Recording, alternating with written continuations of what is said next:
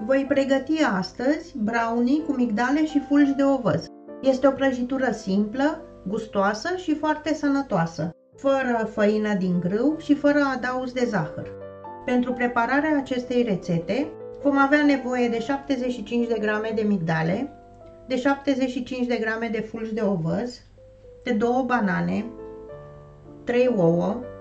De asemenea, mai avem nevoie de 75 de grame de curmale fără sâmburi, de 150 de grame de afine, eu voi folosi afine congelate. Mai avem nevoie de 30 de grame de cacao, o linguriță praf de copt și un flacon cu esență de vanilie. Desfacem bananele și le sfărâmăm cu ajutorul unei furculițe.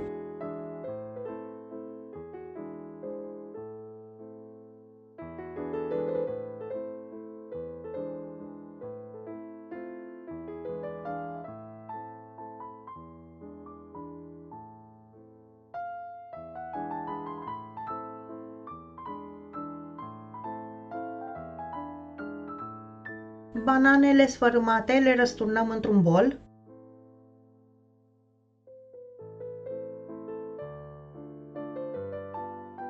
Separat spargem ouăle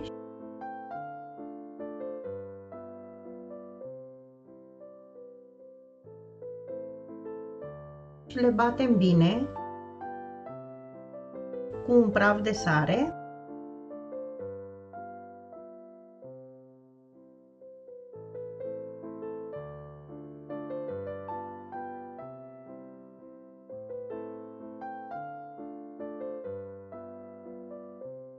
Ouăle bătute le răsturnăm peste banane și le amestecăm împreună.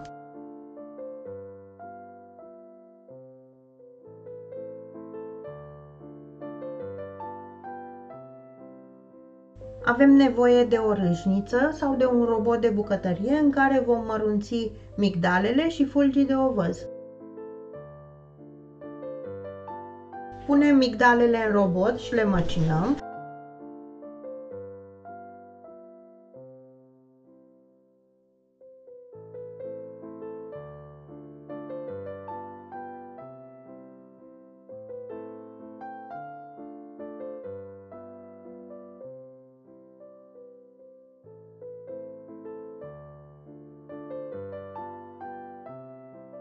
Peste migdalele măcinate adăugăm și ovăzul și îl mărunțim și pe acesta.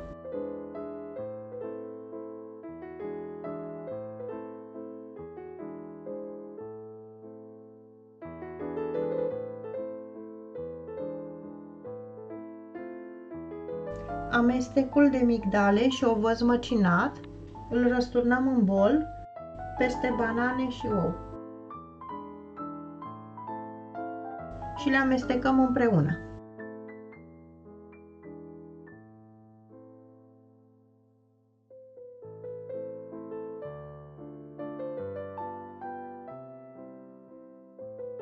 Adăugăm și praful de copt, esența de vanilie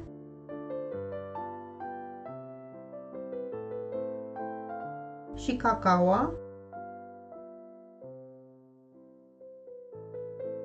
și amestecăm bine toate ingredientele.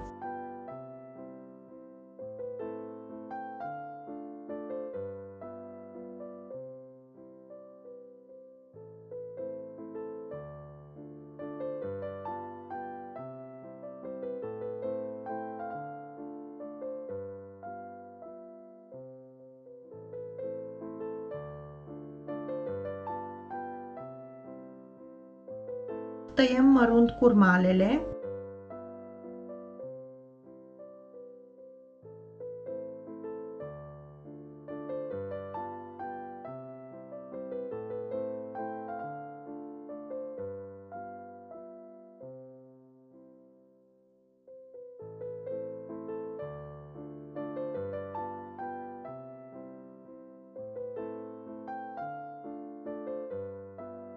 Adăugăm și curmalele în compoziție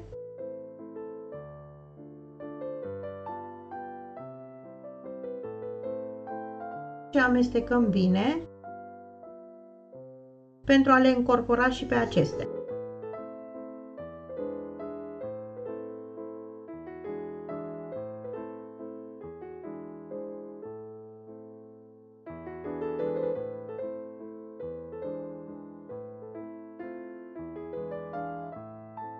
La sfârșit adăugăm și afinele. Le încorporăm și pe acestea, amestecând ușor în compoziție.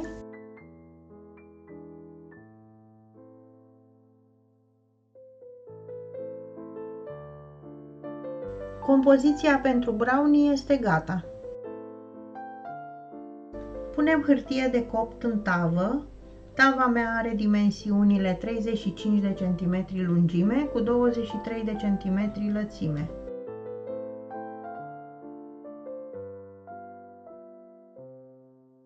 Răsturnăm compoziția în tavă.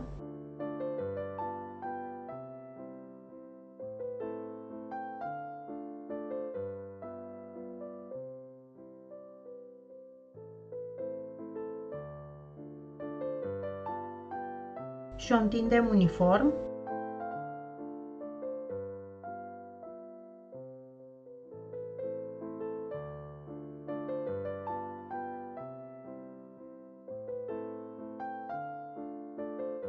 Încingem cuptorul și coacem prăjitura pentru 40 de minute la 175 de grade.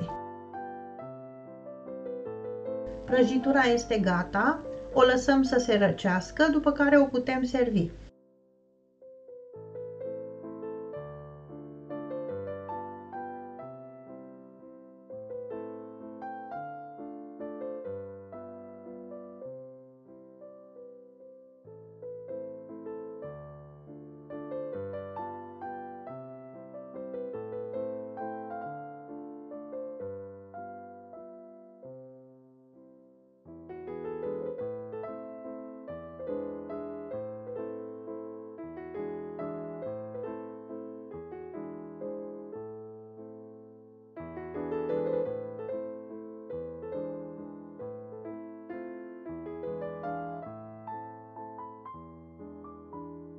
Vă doresc poftă bună!